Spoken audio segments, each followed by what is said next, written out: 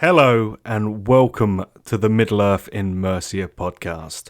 This is episode 15, Unveiling the Journey, a hobby interview with James Patterson.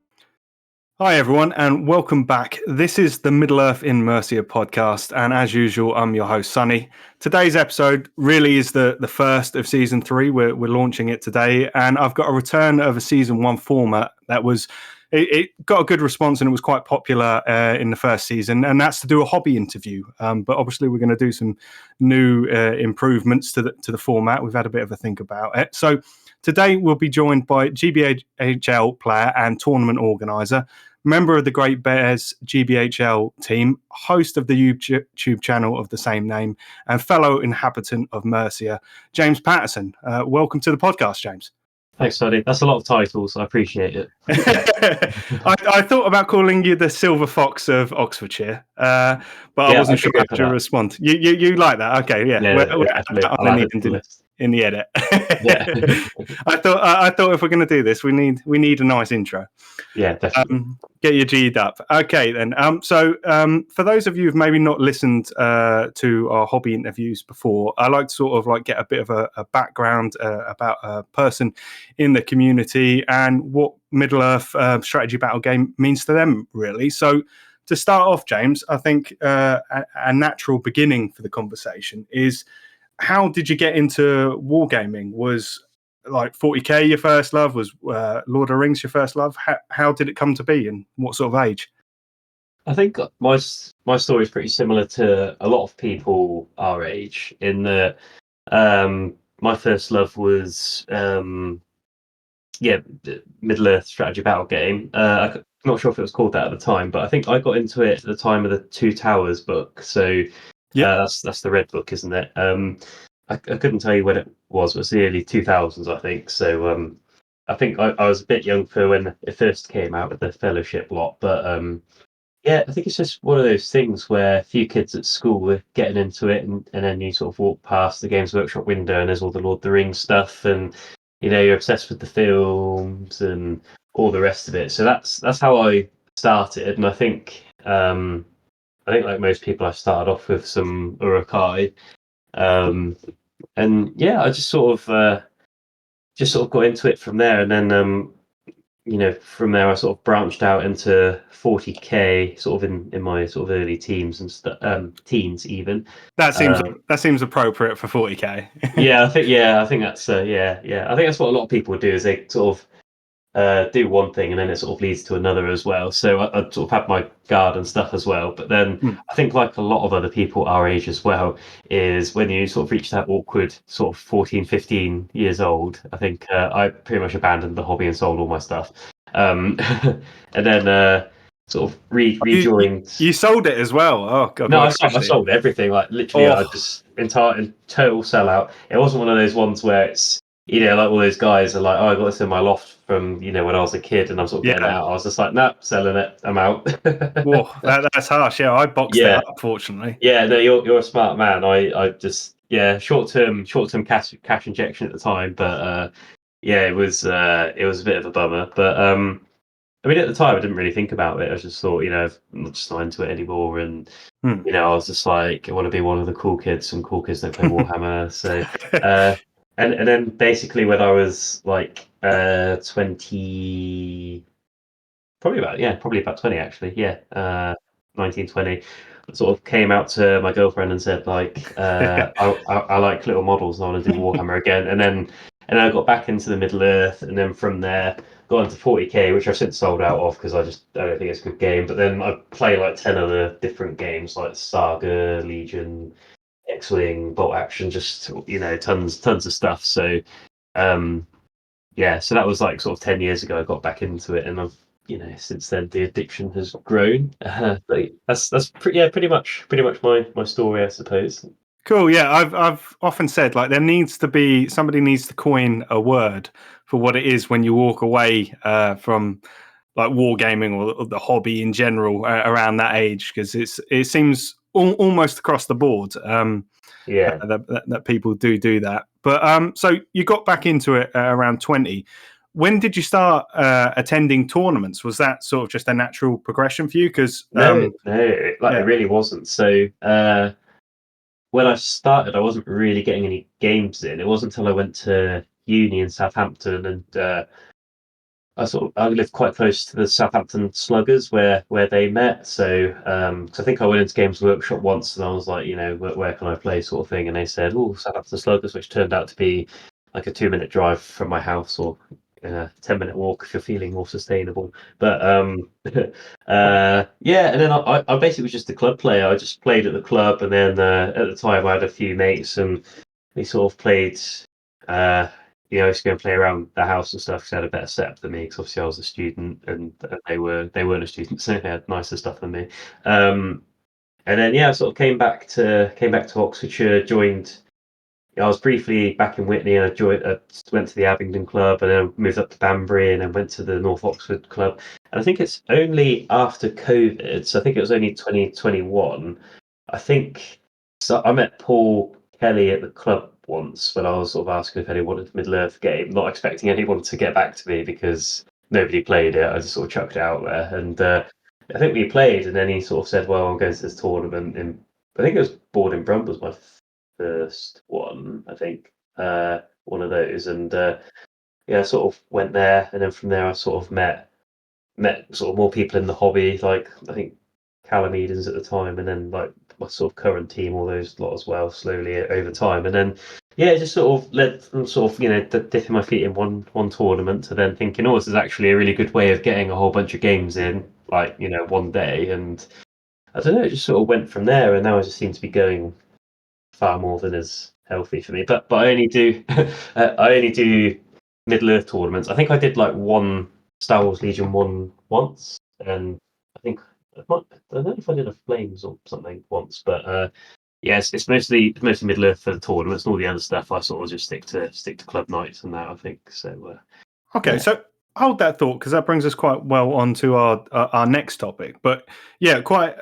I don't know how much you've listened to the podcast, obviously, because you know me. Listening to me droning on in my voice probably isn't the most entertaining thing, but quite a theme for sort of the listeners that people are into is like the progression and the story that people go through as war gamers. And I think like what you've picked up there is it can be quite a nice progression for people, particularly if you want to become better at the game and you've got limited time to attend tournaments and, like you say, have a bigger experience in a shorter period of time. I think it is that, because I think club nights are great because you meet so many people, and they're like your local community, aren't they? So Hmm. sort of see them around town, and you can sort of form friendships and stuff. But I think just in terms of having to sort of have one night free every week can be a bit of a pain, and then you sort of go down and you pay like a fiver or whatever it is, and you sort of get one game in, and then that's it. Whereas with a tournament, it's just like you block out a day, but you're getting 3 or 4 games in, and then there's the competitive element as well, which Yeah. uh, I, I sort of started off not really that interested in it, but I think when you start, you're a bit like, oh, I just want to play some games and have some fun, and then once you have been to enough tournaments, you're like, well, actually, I also want to start doing well. So I think there's a sort of a natural progression there in terms of like efficiency, in terms of the number of games, and then also in terms of competitiveness. And I do think you need both. You need the club because that's because I play so many like random games. Like if I want to get my Napoleonics out, I'll sort of see if anyone's at the club. But if I want to play Middle Earth, then that tends to be let's find a week a tournament at the weekend and sort of get 3 or 4 games out in a day, sort of thing. So I think they sort of both fit in neatly, don't they? I think in the Yeah. list. I haven't really got the club environment. Once I've listeners will be aware, I've been intending to move house for some time, and once I'm settled in a new place, I do want to get to know the local club in Tamworth or maybe Bedworth. They'll both be quite near to me. But yeah, so we sort of miss out a bit on that. And in the last episode, me and Ash were actually talking about that. We're really enjoying the competitive side of things, and that's something we want to keep going. But we've sort of had a conversation with each other and said we need to have some games that are okay to lose, to have those muck around games and scenarios where there's no pressure. Because I think those are the kind of games we all started off playing. Yeah, exactly. I think it's like I think they tend to call them beer and pretzel games, but I know it's very niche. But like Sharp Practice, which is a Napoleonic skirmish games like that, and it's just pretty random, and stuff sort of just happens, and you just sort of like it doesn't really matter if you win or lose. You're sort of rolling dice and moving dudes around, and Whereas at a tournament, I think if you sort of go in without a relatively strong list and idea of what you're doing, I think you can just sort of get slapped, and then it's not as enjoyable, is it? So I think you do need that sort of relaxed club environment as well. Yeah, I mean, it is one thing to say I don't mind about winning, and then you go to a GBHL 90 with a totally unoptimized list, and you are going to have a hard time all day. Yeah.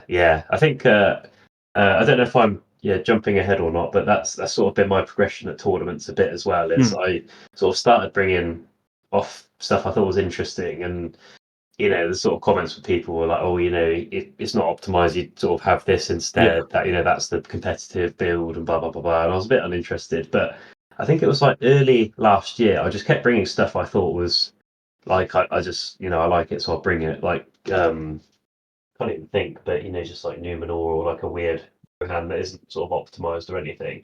But then some tournaments you do just sort of get slapped, and it's just a bit like because obviously everyone's. I never begrudge anyone either for bringing competitive stuff to a tournament, because I think. There's some I definitely judge. If you're an 80 and you've got a fully optimized Angmar list, I'm going to be staring at you. That's funny you should say that. No, I suppose there are limits, but you know what I mean. Like overall, I think people want to bring competitive stuff, and if you don't bring something that's at least decent, it does put you at a disadvantage. And then it's like if you want, because I know there's plenty of people who are just happy to get out, away from everything and sort of roll some dice. But I've kind of veered towards I want to do both. I want to have a good time, but also be competitive. So I think that's the balance. I think that's the transition I've had over the past year. So I normally bring something pretty good when I go to tournaments now. My fault for dragging us off on a tangent, but we'll get on to that point, and we'll go back to the pin I had, because we will talk about your progression as a tournament player in more detail. But the thing I wanted to ask you first before we got into that, which is something we ask everybody that comes on, is what like you've mentioned you've played quite a lot of games.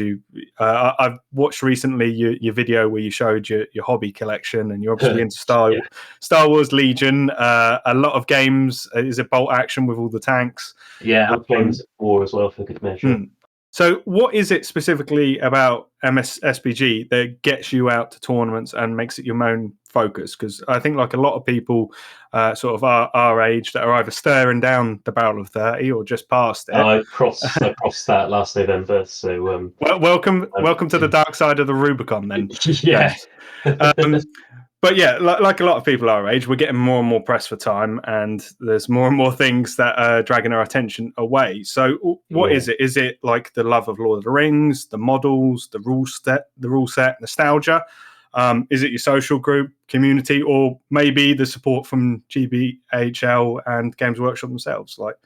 I think it's one of those things where there's no sort of single answer. I think it's a mixture of these things, because there's a whole bunch of other stuff that I wouldn't mind going to tournaments for. Like I said, I went to one Star Wars Legion tournament once, and I feel like I went to another tournament. I can't even remember. Oh, Song of Ice and Fire. I've been to a couple of those as well, like ages ago, because I sold out of that game a few months ago.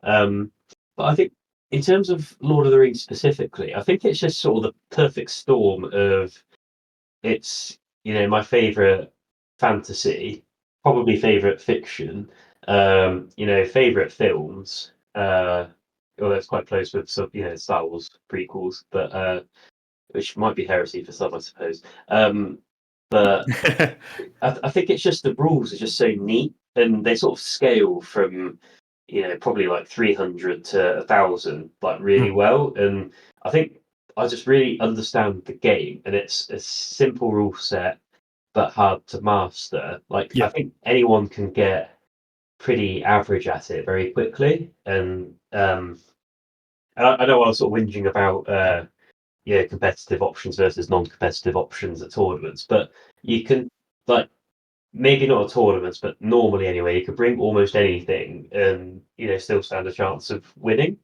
Like, for your club games or like casuals or whatever in particular.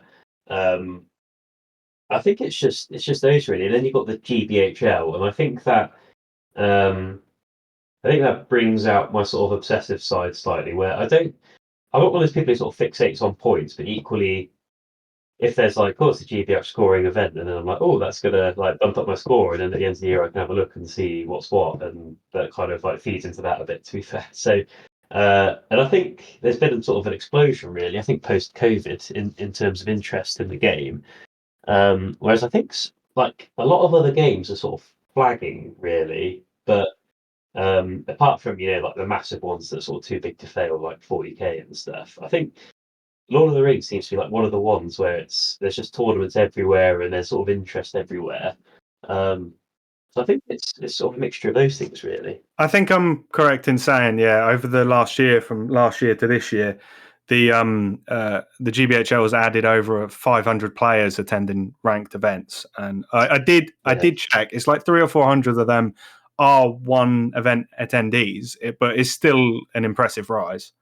yeah, definitely. Yeah, I mean, I don't know any other game that's growing that big that quickly, and how quickly stuff just falls away to being quite niche. Like, I'm trying to think of an example. Star Wars Armada might be an example, because I think it used to be like quite big when it was like really well supported, and now it seems to have sort of changed to being more niche. But you sort of look at Lord of the Rings, and it sort of dropped off in the 2010s and stuff. But it's definitely come back with a vengeance. And I don't really know of any other games that are, other than obviously like the massive ones, that are like that. I think it's just Yeah, it just seems to strike a chord with people, doesn't it? yeah, I agree with you. I mean, I have a soft spot in my heart for the models. Yeah, Probably, like I do think the Perry twins, like their sculpts are like characterful, if not as definitely. Yeah. detailed of as modern models. I think the rule set, like there's some things I would change, but Oh, compared to yeah, yeah. 40k, I mean, I yeah, can't get on with 40k. It's just one of uh, those things where I barely knew my own rules. So then you come up against someone, and there's so many like aha moments, mm, and then you sort of deploy because I played guard. Because obviously after selling all my guard when I was like 14, I then bought tons of guard again when I was 20, which is obviously a smart investment. Before selling it again a few years ago. Um, but I had so many sort of models. There was no tactics to it. I just basically like, how can I actually physically fit in the deployment zone? And then sometimes you go up against an opponent or something. They deploy no models, and then they will drop on top of you, and then you die, mm. and then it's really sad. Um, Yeah, I think for 40k, like I'm still into it, and it's mainly because I love converting the models, making them, having modern models with a lot of options and stuff is really well, fun. the lore of Yeah, the models are so good, but yeah. personally, I just don't rate the game. I think it's just so bloated, and they sort of simplify it, but then bloat it almost immediately. So so I can't remember what we were talking about. I sort of just went off on a What you love Middle Earth, and we've turned it into why we hate 40k. yeah. No, I very seamlessly switch. I'm like always happy to complain about 40k apparently, but I think most people that are listening will understand the trigger to compare it to other games, though, because it makes it easier to understand why Middle Earth is good. I think if you've got a point of reference. Yeah, I think that's it. You need you need the references, don't you? Because if you sort of look at something in a vacuum, it's kind of difficult to understand. When you look at it in the context of, all these other, tens of game systems that are popular that are out there, it puts it in context how well the Middle Earth scene's doing, I suppose. Hmm. I agree with you on the GBHL stuff as well. Like I think it just makes, like, if you do well at a tournament, it mean more Well, if you because finish yeah, fourth, like normally you're just like, cool, I'll just probably forget about that because I didn't podium. But if you finish fourth in GBHL, you're like, oh, I finished fourth at 90. Isn't that great? So I got all these points, and then at the end of the year, I can see how all the points fall, and I'll either or be somewhere near the top, or I won't. And also, especially even if you're going to an 80, because it is pointed, like people like you and me maybe aren't going for the league title or even the top 30 because we don't get enough games in, we don't attend enough tournaments to begin with, and then there's other things. But when you attend an 80, there's going to be one or two players there that are in that bracket, and if you go to a 90, there's definitely going to be a player there, and that's why doing well at that tournament means something more than maybe an unranked one. Well, yeah, that's it. Yeah, because it brings the top players. Like I tend to go to sort of. Well, I tend to when I can. I try to go to unranked ones in Milton Keynes because there's just a really good scene down there, and it's nice to win those and whatever. But obviously they don't. Like, it's nice because it's a bit more chill and more relaxed or whatever. And it's kind of more community focused, I suppose. But yeah, when you go to the 80 and you're like, oh, not the 80, the 90, and there's like 3 or 4 like really good players, then you're like, I'm going to try and finish above you, or I'm going to try and beat one of you, or something like that. It just really, I think it adds to the enjoyment, doesn't it? Yeah. I mean, I came second in an 80, and I was so happy for it because, like, even though it was maybe a less competitive event, there were people from like Golems Gamers that did really well in the team event. There were a couple other people that I'd seen their names on lists and had done well at tournaments. So, although maybe it was a shallower field than most 90s, I was like, I've actually done all right here. No, I mean it's still a great achievement, and there's still going to be some of the higher up players there. So beating them to second place is always fun. Say always, like I do it constantly. I've done it a couple of times. Well, I went unbeaten as well, so I was like, that was with your camels, wasn't it? A few camels. I couldn't have too many. I think I only had my king on camel and 2 other camels because they're really expensive. What was it? It was 550 or something like that. So I couldn't really afford too many. Because I remember seeing your list on the GBHL Instagram. So you've made it then. Yeah, I did get put on there. But no, I agree with you. It's a full picture kind of thing, and I do think the GBHL, like the guys that started up again like 10 years ago and have pushed it, I do think we have a lot to thank them for the current like big and growing community, because Games Workshop certainly haven't always done their best to nurture it. No, I think you're right. We do. Do definitely owe, because I think there's probably like 20 or 30 people, wasn't there, in the sort of 2010s, and sort of keeping it going. And I think actually most of them seem to have dropped off in recent years, I think, or sort of play less or whatever. But they've definitely sort of kept the torch going, didn't they? So yeah, definitely owe them, I think. Yeah, because I mean, I don't think anybody that knows me and has spoken to me in person ever gets confused, because they get the full picture. But I have had a couple of people feel like maybe I'm a bit negative about it. And it's like, I'm positive about 99% of the GBHL. It's like, the reason I'm willing to say like, oh, maybe this could be improved is because it's really good and I care. Like, it's a really cool place to go and play tournaments. I don't think there's anything wrong with thinking how things can be improved, because otherwise things stagnate, don't they, and then they deteriorate. So I think there's nothing wrong with trying to improve things all the time. So yeah. So moving on, going back to sort of a topic we were talking about earlier, in terms of like your progression and what you're looking for at the table, how is it you approach the game, and what are you looking to get out of it as a player? So to give you sort of a bit more detail on that, so I've seen people talk about like, the social contract when you come to the table. Like, are you maybe motivated by your hobby goals? Do you want to win at all costs? Is it a balance of all things? It's just something that quite a few people on different podcasts and have spoken about, and like, particularly when people have noticed what their intent is from the game most of all. when maybe they've sat down with somebody that has a different intent. And I've got probably a reasonable idea of what yours is, but do you want to talk us through your approach to the table and what you're looking for and what you intend to give your opponent, really? Well, I think it's an interesting question because obviously it's sort of multifaceted, and you're right. There is that social contract. Two people agree to play a game for 2 hours or something. There's unwritten well, and written rules actually as well. um, but it's kind of difficult because it's a mixture of things. So I think originally it was probably just like I want to roll some dice and have some fun games and whatever. I think now I still want to have good games, but I think my aim is to have a friendly but competitive game where you're fair to your opponent, and there's a degree of leniency on both sides in terms of if something's not quite in base contact, but it's clear what they were trying to do, and fine, For stick it intent. in. And, yeah, exactly. Yeah, and he's just like, oh, my intention is I'm just out of charge range here, and then you measure, and they're just in, and then you're like, well, just nudge them back a bit or whatever. I think it's, I think that's what I try to do. But I think the on the other hand, I think because I'm sure you've come across it as well, when you play someone and they're just awful to play, I think that then sort of hardens me in probably a poor choice of words, but in terms of like my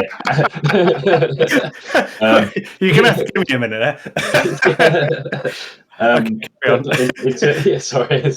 Apparently I still have the humour of a child. But in terms of sort of my stance, I think if someone's just I mean, without going into it, but when people are just like really awful to play and they're sort of overly finicky, but then they're sort of overly fussy with you, but then they want the leniency on them to sort of move it back, and roll dice and then decide they change their mind and stuff. But then they're still sort of like, actually, you've moved 6.1 inches. Yeah. And I think then I'm sort of happy to start being a bit more belligerent. But I think when someone sort of comes in and it's clear that they're there for the right reasons, I think you can have a friendly match, and it can still be really competitive. And I think it's a bit of a random observation, but I think like the top players feel comfortable that they're good at the game, and they're actually quite relaxed. And then same with the sort of mid to bottom players, they're quite relaxed because they're like, well, I'm not going to win, let's just sort of have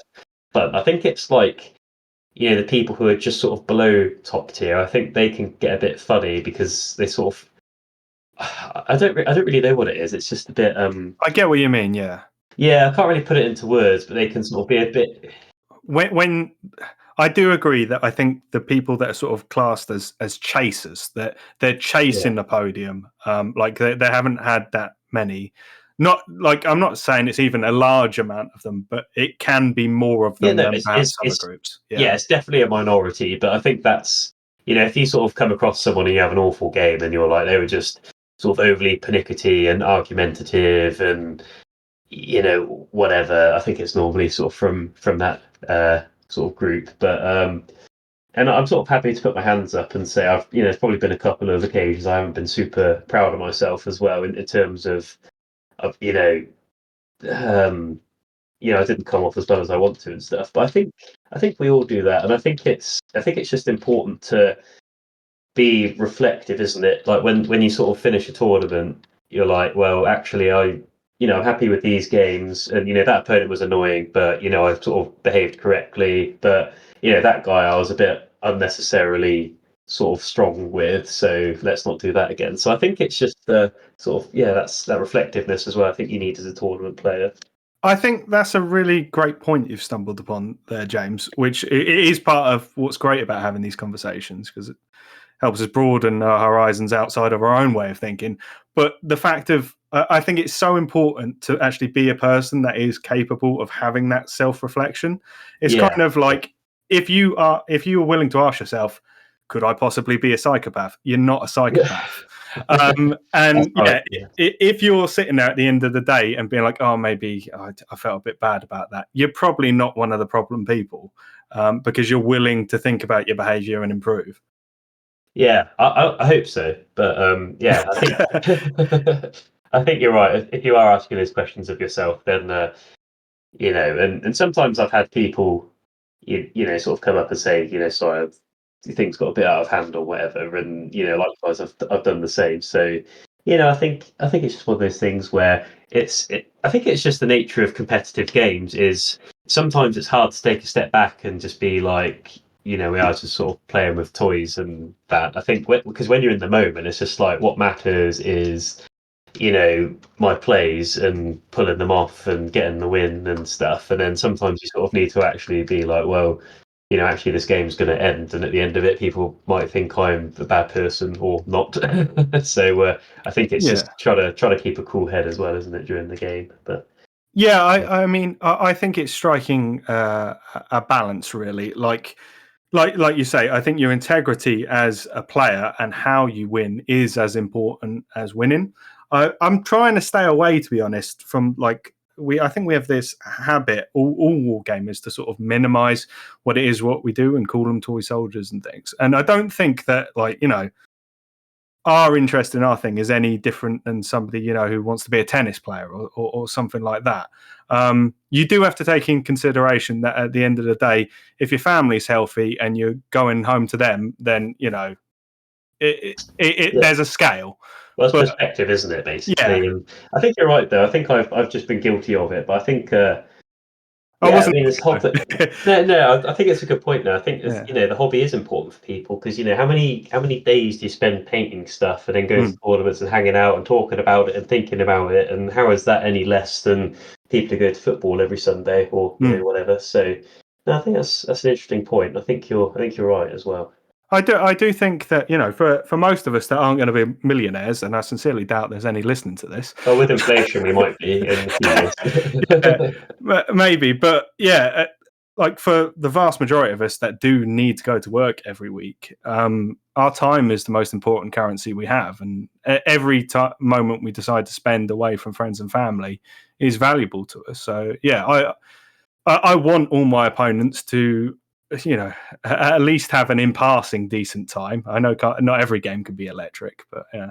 No, I think that's right because there's nothing worse. It's only happened to me a few times, but when you've come away from a one dayer, or like the worst is when it's a two dayer, and you come away and you're just like, I had the worst time, and I can't believe I've just spent a whole weekend doing it, and the amount of brownie points expended to secure this weekend away, and I just had the worst time, and that's yeah, that's possibly the worst outcome, I think. So it is just making sure that you spend your time wisely, basically, isn't it? I think that's why people pick and choose tournaments as well, and that's why some TOs will sell out tickets immediately, and other TOs people sort of go and have an okay time, and it's kind of about it's how you spend time, basically, isn't it? 'Cause that's what you got at the end of the day, not much else, Yeah, really. definitely. And yeah, I think in terms of player experience, I agree with you with sort of the chasing lot, but I have also seen, like, I was playing on the bottom tables of Ardacon,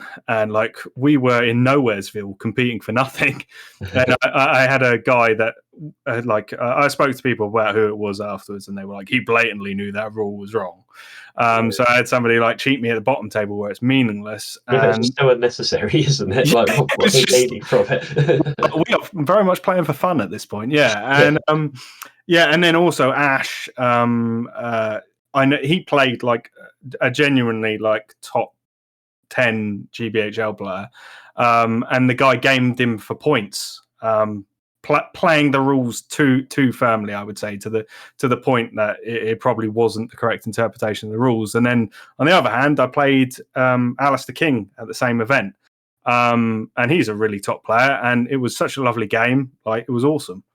Yeah, exactly. I think that's the attitude people need is, especially when you're a top player. If you're genuinely a top player, you don't Mm. need to game people. You should just win because you better understanding of the game and strategy and stuff. Like it's just so unnecessary to sort of come in and try and game people and secure a 12-0 over instead of a 10-0 or something. Yeah, It's just futile, isn't it? It's really odd, but yeah, it's what it and is, I guess. and I think if you're earning the respect, like if Alistair didn't go on to win that event, but if he had won that event, I'm sure me and everybody else that played him that day would have had nothing but good things to say about him. If you're going to earn the respect of your peers along the way, that win becomes even more valuable.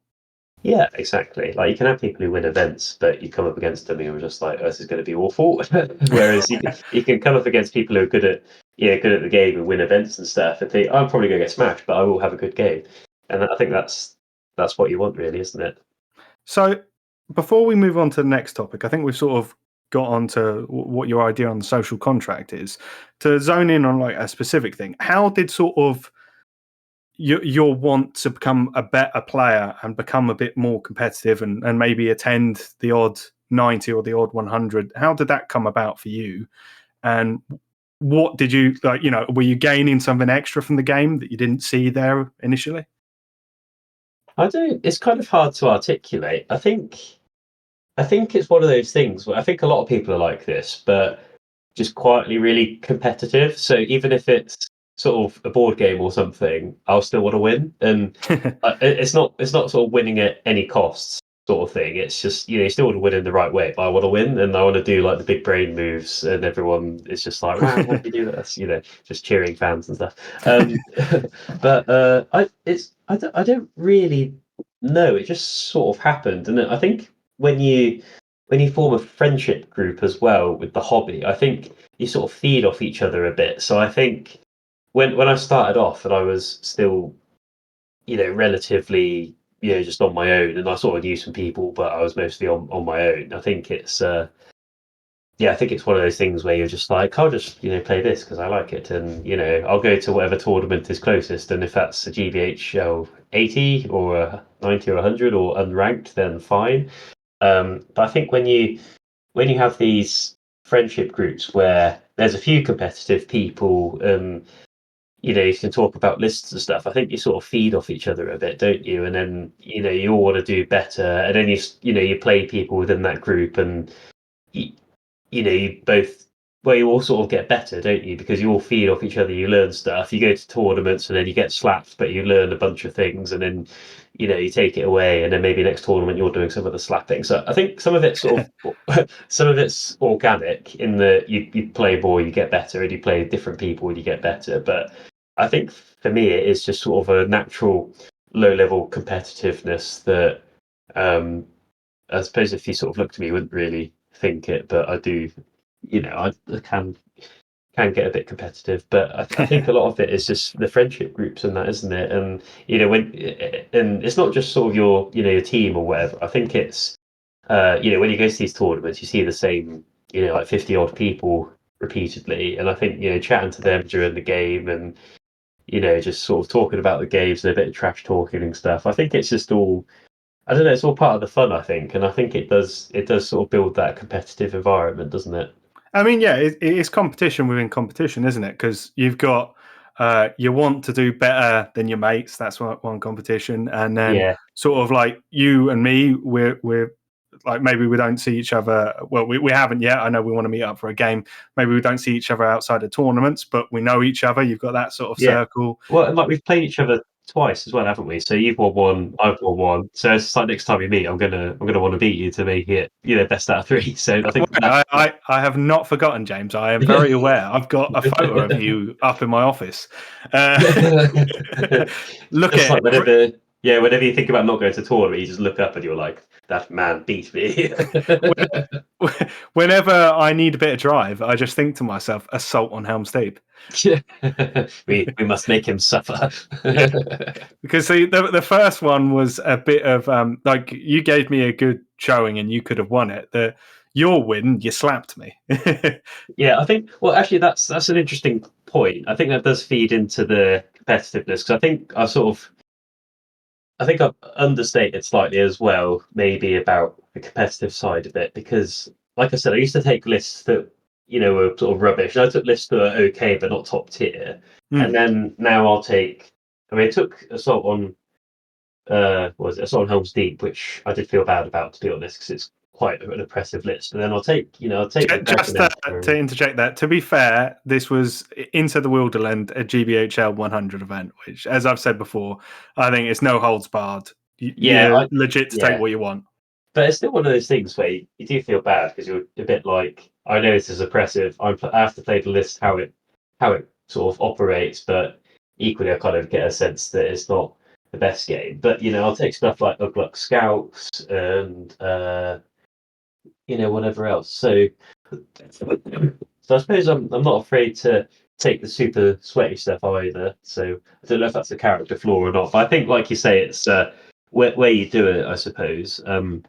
If it's a GBHL 100 or I think no holds barred. I think if it's a 90, you can get away with the Dragon Emperor because a lot of people just bring filth. I think if it's an 80, then you might want to sort of have a look at yourself if you're sort of bringing the White Council or Black Riders or something. But yeah, it's kind of a difficult one to. I think you sort of get a feeling for it, don't you, more than sort of being able to explain it. But yeah, I think it's pretty reasonable when people want to get more mileage out of the game. And how do you get more learning? How do you get more experience? You need to play different lists. And I think it's fairly natural to be like, that list thumped me, or it's been doing really well. I want to give it a go, and I don't think there's anything wrong with that. No. And like you said, it's learning. I mean, it's like when you play My Assault on Helm's Deep. I was worried about you charging me, but you were scared of the blister, so you kind of held back, and it kind of helped me out. Whereas I think now, next time, if we had the same match again, you'd probably rush me, and I would probably then lose, and then so you've sort of gained that experience. And likewise, while I was playing Rohan, I now know that I don't want to get camelled. So. Yeah, I mean, I reckon my record against lists I've never played before is probably abysmal, but it is good to do, and there's only a few left for me to tick off because you learn the most in those games because you've never played them. Yeah, exactly. Yeah. But okay, I think we've covered that pretty well. One thing I wanted to talk to you about, because you've sort of got a bit of experience that at the time when we did the interviews, nobody has, which was to talk to you about your experience as a tournament organizer. And just, how many have you done? How have you found it? Do you find it offers something different to you from maybe being a player? Yeah, I don't know. So I've done two. So I've done one on my own, and then one with Tom Smith, and then I'm supposed to be doing one soon. Because obviously at the last one I did at Battlefield Hobbies, I said I'd try and sort something out for spring, but basically just due to constant sickness and work burnout, I've just sort of it's kind of sat on the back burner. But I think something will happen soon. So anyway, I think it's something where I'll continue to sort of organise the odd one. Nothing sort of crazy, but And then in terms of what you get out of it, I think it's almost like hosting people at your house. It's just sort of like a weird pleasure in sort of having a look at everyone. Everyone's having a good time. They're all using your scenery, and people sort of seem happy overall. It's quite a sort of contented feeling, and I think there's a mixture of like that, and then wanting to give something back, because if everyone was players and nobody was TOs, there'd be no tournaments. So Yep. So there's that, and then there's sort of getting the locals involved, because again, Battlefield Hobbies has its own Middle Earth community, which, to be honest, I'm not really involved with because I still gravitate towards the Banbury Club just because I lived in Banbury for so long, and I'm in Brackley, which is like 15 minutes away. So, but getting those guys down and out playing and stuff like that, I think it's I think it's nice. It is obviously mildly stressful. I don't mind the admin and stuff. That's all good because all it is spreadsheets and recording who's paid what, and people saying whoops, I have to drop, and then trying to pass the ticket on, or whatever. That's where it becomes annoying. But that's I mean, other than that, it's all it's not a big deal. But that's what they're paying you for as well. Is if someone I say it's annoying. Like if someone can't make it, or something happens, or someone needs some support or whatever, that's what they're paying you for. So I'm always happy to do it. But that's when it becomes a bit stressful when you're just like, oh god, what am I? And then also just the sort of low level fear that someone's going to ask you a question that you don't know. Yeah. But I think once you go to enough tournaments and you sort of you play most of the armies and you sort of have a good knowledge of the FAQs, I think you can almost always sort stuff out. And the worst case scenario, you just say, well, I don't know, let's read the rules and interpret it in the best way we can, or worst case, we just do a roll off or get the players to agree or something. So it's and I think that's why I sort of gravitate towards the 80s, because I did the one I did by myself was an 80, because I was like, it's more chill, people aren't going to ask me questions. It's not like 100 where sometimes you see these top tables and they have to have a TO watching them play for like the GBHL 100 winning match, and that just sounds awful, doesn't it? Yeah. So so I think it's I think it's all those things. And I think in terms of my private benefit, I think it's just I use it as an opportunity to enhance my own scenery collection as well. So it's kind of so it's so it's one of those things where it's kind of self-serving, but not as well, because obviously you've got all these costs. So once you sort of do the venue trophies and awards and stuff, you actually don't end up with that much. But then what I do get, I basically plow back into scenery, and then it's just like, well, like this time I didn't make any money because what profit there was, I just spent on more mats and stuff. And then next time, again, I'll probably try and actually build a board, and I'm buying files and printing stuff and getting mats. So I never actually really benefit that much, other than getting more stuff, which I'm not sure is pleasing to everyone in my house. But so I don't really believe in running it as like a for profit show, because I know that there's some events that seem to make quite a lot of money, or overcharge, and then you're a bit like, well, I don't really know where the money's going because there's no awards and you're paying all this money. So I kind of like to be like, well, I think for my event for Battlefield Hobby, you pay 20 quid. Hopefully the trophies are okay. Everyone got dice, which are a quid a dice, which is actually pretty mad when you sort of get 80. You're like, I Yeah. spent 80 quid on dice. And and the maps and stuff. So I sort of hope people see where it goes anyway. Because I'm not really a believer in basically extracting wealth from players. Basically, I think it's give and take, isn't it? That's an interesting topic, because that's a bit like seeing behind the magician's curtain there. Because I've always I think most of the ones I've attended, to be fair, are ran in a similar manner where you would call it not for profit. But so there are some tournaments that do run at, I don't think they're buying gold chairs, but do turn a You small say that, profit. but I mean, some of them actually, sort of look and you're like, well, there's no sort of expense for the scenery. The venue's either quite cheap or part of part of an existing shop or something, and then you're like, well, you're not, you haven't really got any outgoings, and you got charge all this money for all these. But so I think basically you probably can actually, if you wanted to be more unscrupulous, I think you probably could. Well, it's not really unscrupulous, I suppose, but because I sort of see there's a school of thought where you're providing a service and it's not just a day, it's all the admin and stuff, and people want compensation for that. So I do sort of see it, but it's not how I sort of I look at don't, it anyway. I don't think there's anything inherently or even morally wrong with people making a profit. I think that's absolutely fine. But I do think if you are, even if you're only turning a small profit of 100, 200 quid, at that point, you are more than like a hobbyist doing people a favor. You are Yeah, providing yeah, service, and people then at that point can expect a better experience. yeah. And I think that feeds into ticket price, doesn't it? So Mm, like I went to a tournament, doubles tournament. What day is it? Yesterday, mm, and it was 5 quid a player, so 10 quid a team. And yeah.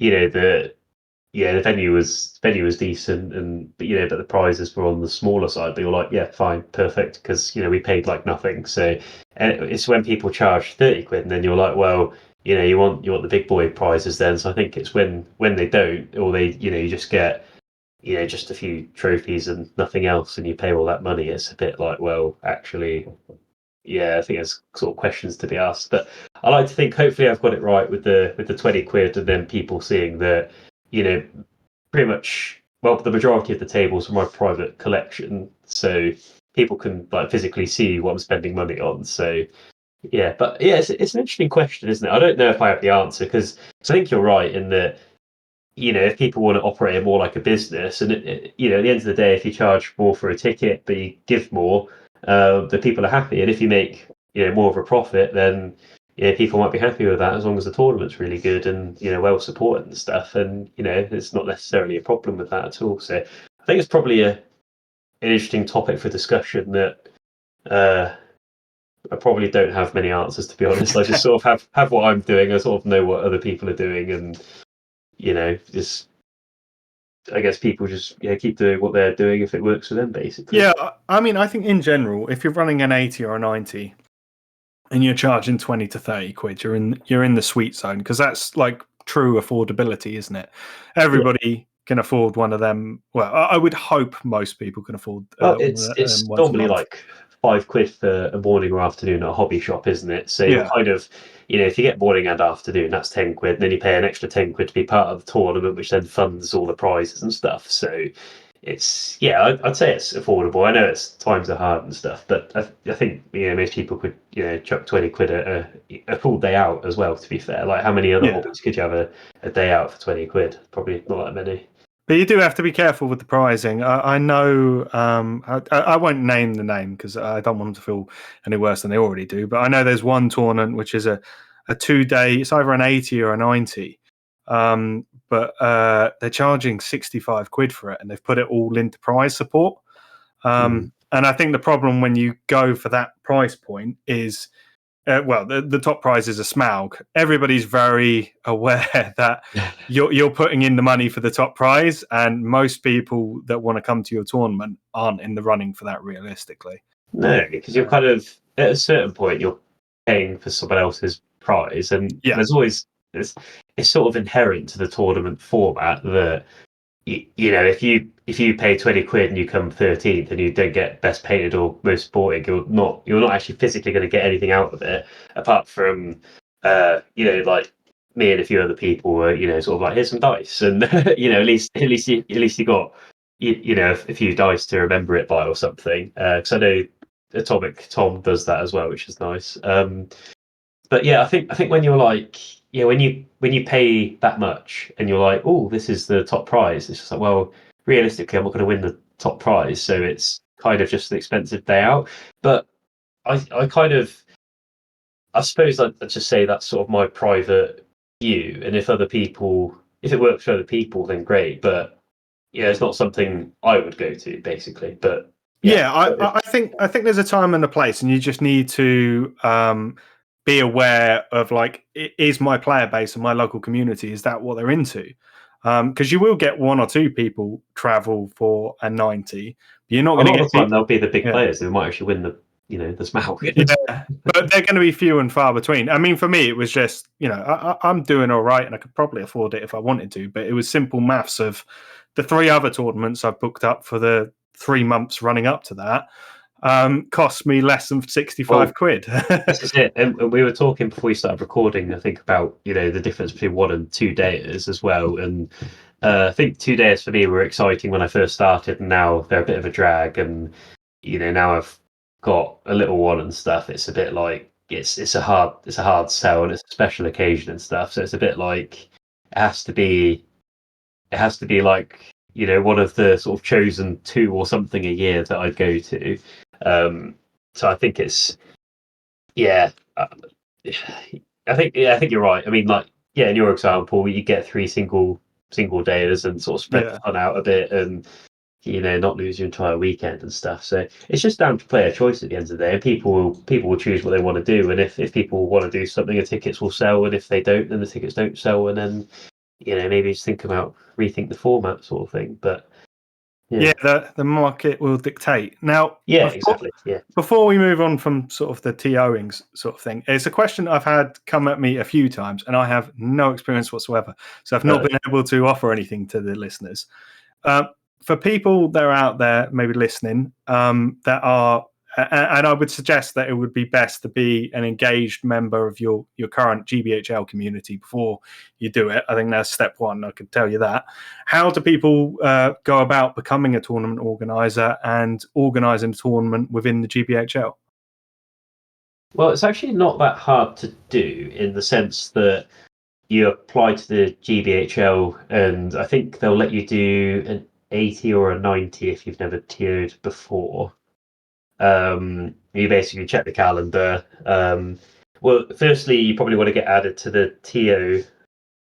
I think Who's the point of contact? Is it a regional rep, or do you just email the generic? do the regional rep. So every region has its own rep. So probably contact them. So their details will be on the website. It's kind of difficult because I'm in the group chat for it, and it's just like I can sort of see who's the who's the regional rep. So Step one, find out who the regional rep is. Yeah, step one, find out regional rep. Step two, contact them. Ideally, actually, sorry, I've jumped a step really. It might also be worth looking at the GBHL calendar and then figuring out what dates you can do. So then when you contact the regional rep, you can say, can I host a tournament? And these are the 3 dates that are options for me. Because they'll know all the stuff that's already on the calendar. They'll know the stuff that is waiting in the wings for like an event being set up or tournament pack being approved or whatever. So so it might be clear in the calendar, but they know actually that's when so and so is hosting this, and it's like 10 miles away. So let's think of a different day. I think from there, it's then really just a case of getting the tournament pack approved. Again through the regional rep, and then to be honest, I think overall it's quite a light touch in that obviously the GBHL monitor everything and monitor. I don't want to go straight to complaints, but monitor if there's any issues or if something went particularly well, and it's sort of on their radar, but they don't really interfere. Is it correct in saying it works in a bit of a like federalized manner? You're an independent state with your tournament, but something goes badly wrong, big government come knocking. Yeah, I think so. Yeah, so I think with mine, I think when I did it on my because Tom, when I was there with Tom Smith, he basically did all the admin stuff, and then I just did all the spreadsheets and counting coppers and stuff. So we kind of did it between us. When it was me, I think I just contacted the rep, put a date in, he approved the pack, and then kind of left me alone and sort of said, "Well, if you need me, I'm here, but otherwise, crack on." And then just make sure you pay your fee and you do all your sort of admin at the end in terms of getting the top 3. Well, it's basically a return form where you put in the player order, top 3 lists, and you just sort of send that off to and the best sporting and most sporting and best painted even, and you send that back to the email, and it's all very self-explanatory. So I think it's sort of a double-edged sword really, and it's very easy to do. But then on the flip side, it kind of means that there's a lot of new TOs out there, which is good in the sense the community's expanding, but also sometimes I'm sort of playing and we ask the TO something, I know something's wrong, and I sort of say, "What's your opinion on this?" I think it's this, and then they sort of give a wrong ruling or something, and then it's just like, oh, because they don't have the experience. But I think it's just one of those where nobody knows everything, and you sort of learn these things. But there's benefits to the system and downsides to the system. Yeah, exactly. And it's easy to do, but then it means more people can do it, which is good on in some respects, bad in others. But I think if you were thinking about being a TO, I mean, what I do is I tend to just, I mean, I know the rules quite well anyway. But I pretty much just read the rule book cover to cover, like, I mean, it's a big book, but you can skip the parts that are like really obvious. Just reread everything and make sure you know what you're doing. Have a quick squint at the FAQs, and from there, your first tournament will be, if it's GBHL 80, it'll be quite chill anyway. So I don't think anyone's going to come up to you and like asks, oh, if I do this to the Dragon Emperor and it's a Wednesday, then what happens? And it's like, I don't know. Dragon Emperor is obviously a famously annoying model to deal with. And just thinking from sort of the perspective because I don't know anything about it. Like, how does it work with the tournament pack? Would you suggest maybe do you need to come with a pitch, or would you recommend having ideas and then you write it down later? Like, what order would you do things?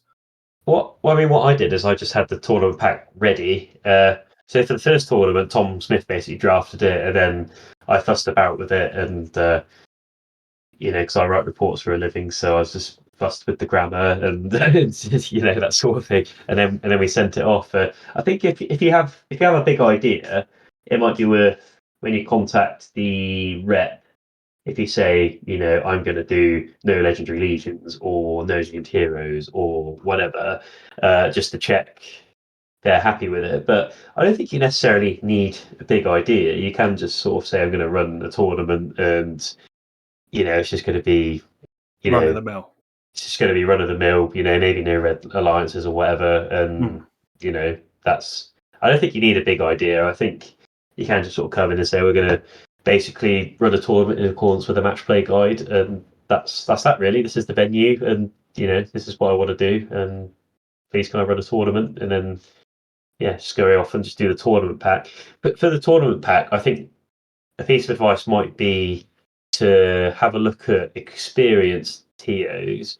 So you've got people like world champion Seventh City, and then Atomic Tom in Swindon, and then there's a bunch of other people, obviously, but look at their tournament packs, and then you can sort of see how it's formatted, what you need to include, and because I think some people keep it a bit vague, where, well, not vague, but it's just quite cut down. They're like, well, we're running this event, and here's the location, sort of thing. I think it's like, it's better if you're like, well, here's the, this is what we're doing. These are the rules. These are some points of clarification. These are how the timings are going to work.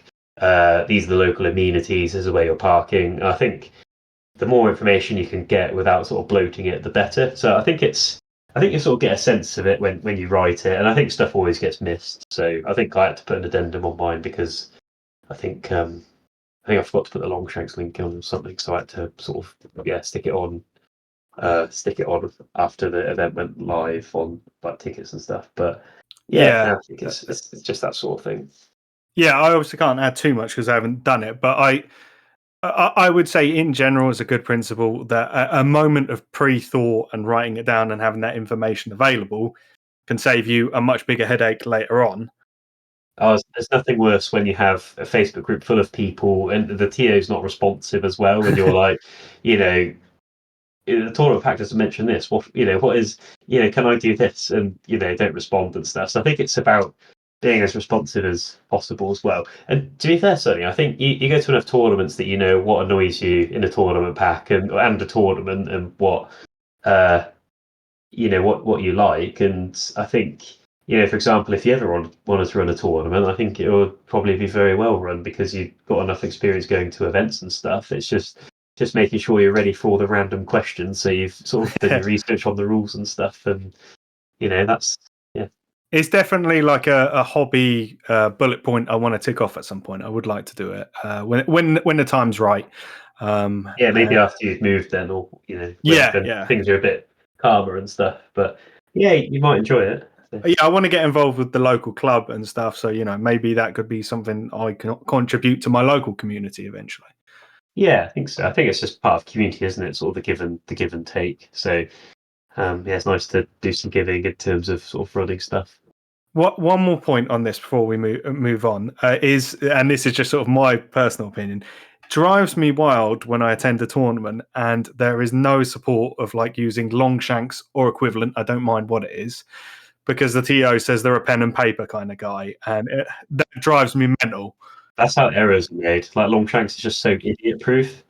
Like when you've got when you've got a pen and paper or a spreadsheet or something, I just sort of look at it and I'm a bit like, oh. Whereas with Longshanks, you literally choose your settings, put your results in, boom. And a lot of the time, people self-report games. So if it's wrong, it's actually not the TO's fault because it's someone put it in wrong. Not that it really happens. I think because normally someone puts it in, the other person checks it. It's pretty idiot-proof. But definitely pen and paper for me is just like, it doesn't inspire confidence. I don't mind if people have that kind of preference when they're doing their stuff at the tabletop, but to just I think to if run you a tournament on that basis is like, yeah, 80% of the people attending are not going to have that preference, and I think you need to bear that in mind. yeah, definitely, yeah. So now there you go, listeners. Don't say I don't ever do anything for you. That's a bit of a quick guide of how to get into tournament organising. I must admit, I'm still quite junior, so but I think having done it twice now, I think hopefully there's a few insights in there anyway. No, I think that's more ideal, to be honest, than perhaps a worn and weathered tournament organizer that has maybe forgotten what it's like to be new to it. Like, we're all about that here of sharing the journey, and you've just started doing tournament organizing, so I think that's the best viewpoint to share. Yeah, Fits with the cool. podcast, at least. Yeah, hopefully it was helpful then. Okay, so I wanted to just give you an opportunity to, if you've got any tournaments coming up, to tell people to watch out, and also to talk about what you do over at Great Bear Gaming. I know you've got the team. Is it linked to that? Just tell our listeners that maybe haven't checked out your YouTube channel, because we will put the links in the description below. You can see that on your apps, guys. Just tell everybody what you're about, what you're doing over there. Yeah, I suppose just in terms of upcoming tournaments, I've actually got a break of like a month or so, just because I've hit it hard beginning of the year. So it's not really too much to say on that front, to be honest. But yeah, in terms of the channel, it's just one of those things where I had my sort of personal Instagram that I used to update with every game. And I just sort of used to look back through my photos and just remember all the games, and yeah, the amount of times I spent playing, and I'm just sort of like, shouldn't I be sort of recording this, and people can watch and stuff, because I play so many. And then I set up the channel. I don't know what it was. When you get that feeling that you've just got to try something, and if it doesn't work or doesn't go anywhere or nobody cares, then fine. But you just sort of got to give it a go and see what happens. So I kind of just got. It was really weird as well, because it was like 3 months after my little one was born, which is possibly the worst time to try and sort of do Yeah. something new. And I just kind of got really itchy feet, and I was like, you know what, I just got to do it and sort of see where it goes. And my view is that that sort of aim is basically just to play a wide variety of games, because I play RPGs, board games, and tabletop. Although tabletop and Lord of the Rings is like very much my jam. An RPG is like a bit on the side, and I never have time for board games, but I love them. So yeah, that's kind of the hierarchy. But I just kind of wanted to show people what's out there, because I think you know all the 40Kers only seem to play 40K, and all the Lord of the Rings is that's a weird word. All the Middle Earthers, a lot of them don't really dabble in other stuff, and it's just sort of like, if I just had a channel where the lion's share of stuff's probably going to be Lord of the Rings, but then I just record other stuff and put it up and sort of see what people make of it. But I mean, that's pretty much all I'm doing. I'm not really. I mean, I'm doing a bit of editing in that I sort of know how I want them to look, and I never quite reach that standard of what I want, because I don't have the time to sort of put into it. Yeah. Because video editing is a nightmare, as you know. Yeah, very much so. So it's a bit of a balance between like what I actually have time to do, and then what I'm trying to do, and then how it actually turns out. So a few videos have been a disaster. So I tried to stream once, and it didn't work. I did a Blood Bowl one, which was a great game, and I just recorded it in literally the worst way. And I sort of look at it, and I'm like, that's not really watchable. But then sometimes I just sort of smash it, and then like I did a bolt action game with my dad, and I just felt like everything sort of came together. There's a few of the battle reports that are like that. I just feel like it was exactly right, and it's just like, I don't know, it's just a really good feeling. And I guess I'm basically just sort of continuing to just record some games, upload stuff, and just sort of see what happens. And there's not really much more to it than that. I'm not one of those people who sort of looking to ditch my job to try and become a YouTuber, because I know that's not realistic for me. So yeah, it's sort of that really. I think one thing, if I could impart one nugget of wisdom, um, in fact, I'll preface this by quickly saying that the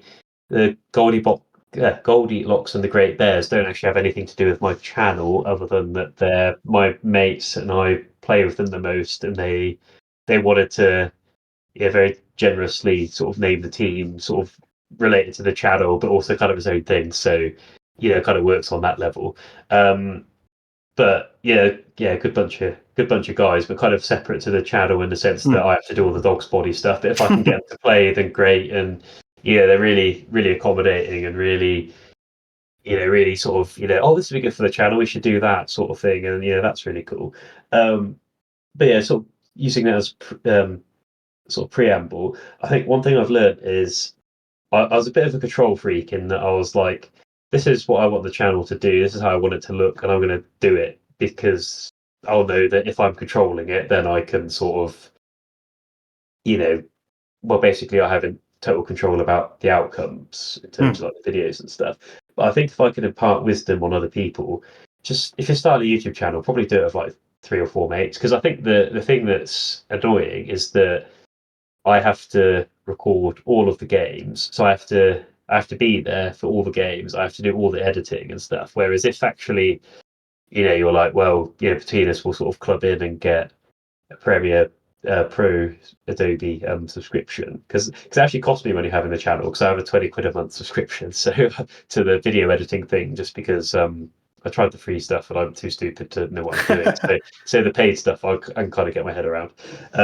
So if you sort of all club in for that, and then you can like, for example, I could not play for 2 weeks, other people could play and edit and stuff and do that. So I think that's what I'm looking at. Is like, what's the next move? Like maybe I continue plodding along, or maybe I'll try and get a few mates in, and then kind of take the pressure off me a bit. Or I don't know. I think you probably find the same with this, in that there's sort of this. I guess if you're kind of doing it for your own, I don't say own amusement, but for like your own reasons, and it's quite chill, and you're like, well, technically I can just release stuff whenever I want to, and people will just appreciate it when it comes out, or not, but I enjoy doing it. But there's kind of this like low level pressure in the back of your mind where you're like, I haven't done a video in like 3 weeks, or for you it might be like, I haven't recorded anything for like quite a while, and then you kind of put this pressure on yourself to be like, oh, oops, I better go out and do something and then edit it and push it out. And it's a bit of a weird one, really. But totally, I agree with everything you said. And when I started doing this, I just I honestly thought like, maybe 5 flipping people are going to listen to it. I won't out my numbers here, but it's a hell of a lot higher than that, and way higher. At least 6, isn't it? So.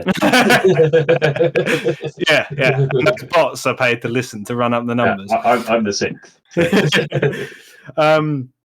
But I just sort of said to myself, like, I was just like, if this just winds up being an audio blog of like how I'm getting on, so be it. I want to do it for fun, and people actually taking enjoyment out of it, and like particularly when like I get an email or something like that, I really like that, because it's like, this is somebody I don't know, and they've actually listened to it. That's cool. I mean, it's really cool, but it's all part of the pressure, isn't it? Because you're like, oh my god, people are actually sort of listening to this, and they probably want me to do more stuff, and I just kind of hadn't really had time, and so it's kind of it's another one of those double-edged swords, isn't it? Really, and it's really lovely when people sort of say nice things, and you look how many views you got, and you're like, oh, that's actually a lot higher than I thought it would be, and all the rest of it. But it's kind of but I suppose you got Ash to help you out, and Tom and everything. So Ash is becoming more and more involved, which is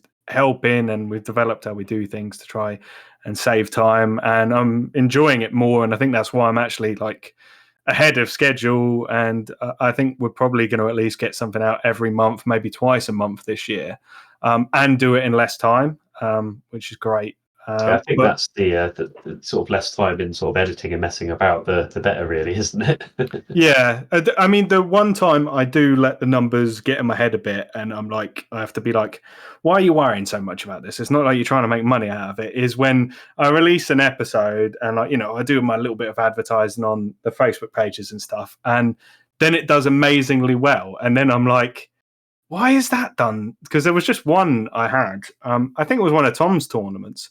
And genuinely, that one episode got like 25% of all the views I'd ever had. It just Oh, wow. it exploded, and I was like, "What did I do?" Yeah. And yeah, that really got in my head a bit, and I had to be like, for whatever reason that happened, I can't go chasing it because that's not what's important. That's not where the enjoyment's coming from. Yeah.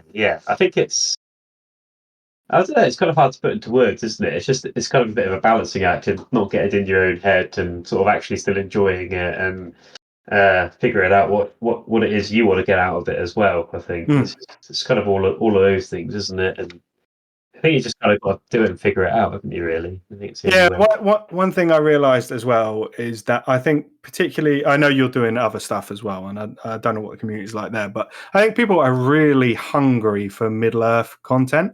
And I think as long as your audio isn't awful, like, Yeah, people watch. Well, unlistenable, listen, yes, yeah. people are forgiving because there's not, with 40K, there's some real big guys doing it for a living, and their production quality is amazing. You don't like. I think about halfway through my second season, there was a point where I was like doing like an hour and a half recording, and then I would spend about 3 hours editing it, and I was just like, people don't care. And I think maybe have you found that a bit with your editing? That have you found you do less as you go on? It's kind of it's difficult because in an ideal world, I've done it with a few videos where I've gotten really fussy and sort of tried to really nail it and spent ages doing it. But I think even when everything's quite everything's quite on it, it still takes me like 4 or 5 hours to edit a video, and it's such a pain. And Video I editing is horrible. Yeah, I Yeah. think it is just because I don't know if it. Yeah, I assume videos sort of more annoying than audio, just because you've got as sort of.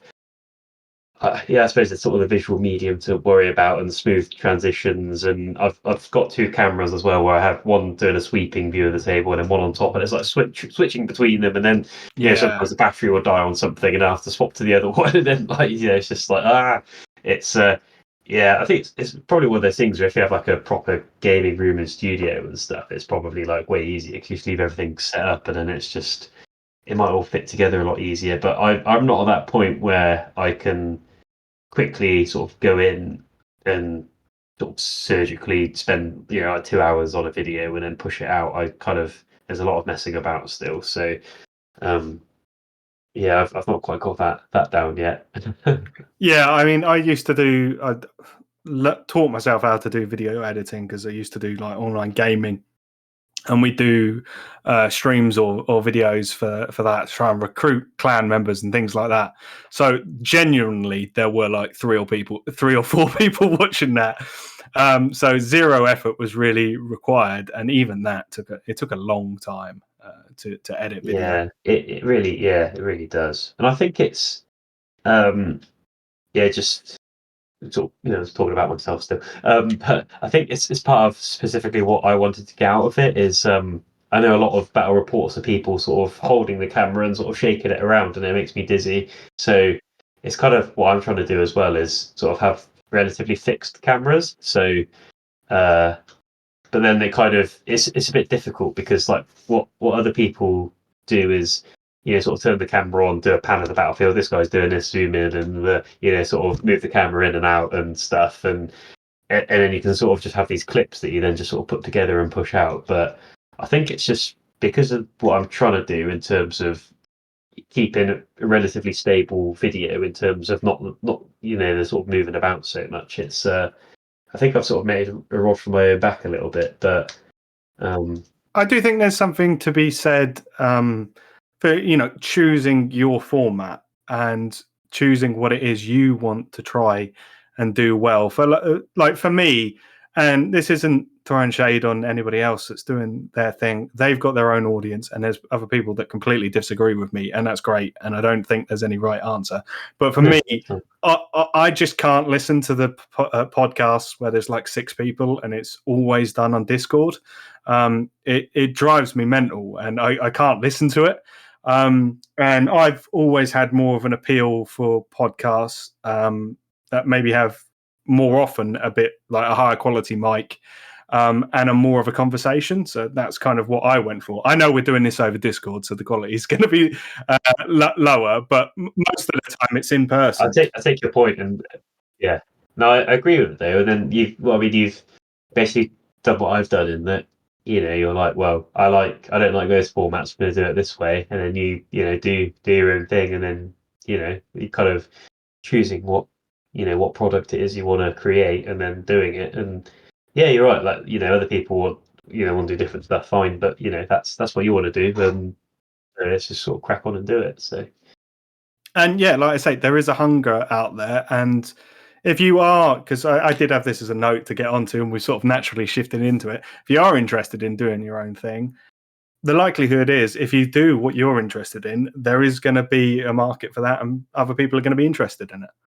Yeah, it's a bit like sort of build it and they will come, isn't it? It's kind of that sort of environment at the moment. So there's so much content out there, but so much of it gets watched, and there's so many podcasts that loads of people in the community listen to that I've never heard of, and then same with videos, and then there's plenty of people who haven't heard of my videos, but then then sometimes I go to a tournament and go, oh, what's your videos? And I'm like, oh, okay. We kind of, so you kind of push them out into the ether, and you kind of forget that there's other people watching it. And it's the same for you when Tom Smith was sort of said like, oh, that's Sonny, he's part of that podcast. I was like, oh yeah, I listened to that podcast, and then it's funny, isn't it? It's just yeah, like I meet plenty of people that have never heard of it, and there was one tournament I was at where it was like 4 tables in there, so like 8 people playing, and one guy had listened to it and was actually a fairly big fan. It was the first guy that had ever been like, oh, I listened to it.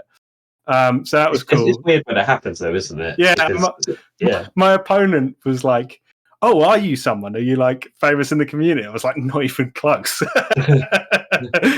No, but yeah, that was a funny experience. Yeah, it's odd, isn't it? But yeah, there you go. I think if you're thinking of doing your own thing, as long as you're doing it for your own reasons and it's something you can enjoy, it's a worthwhile endeavor.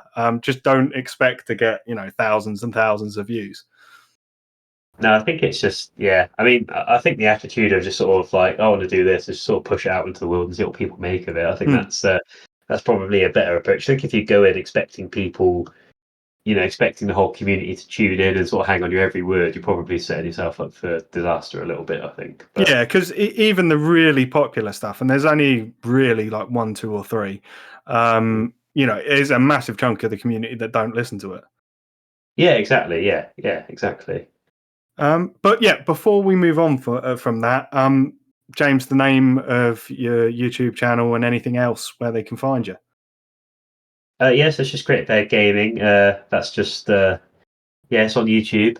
I do have an Instagram that I'm going to start using as well. I need to pull my finger out and do that, but yeah, and I've obviously got a Facebook page, but that's mostly just me telling you when a video's up, because it's mostly just a YouTube thing. But I think if I start doing Instagram, I might share it to Facebook and stuff. So yeah, those are the 3 things. I think I signed up for Twitter, I think, before it became like X or whatever, and then TikTok, but then I don't use those. I can't imagine you on TikTok, man.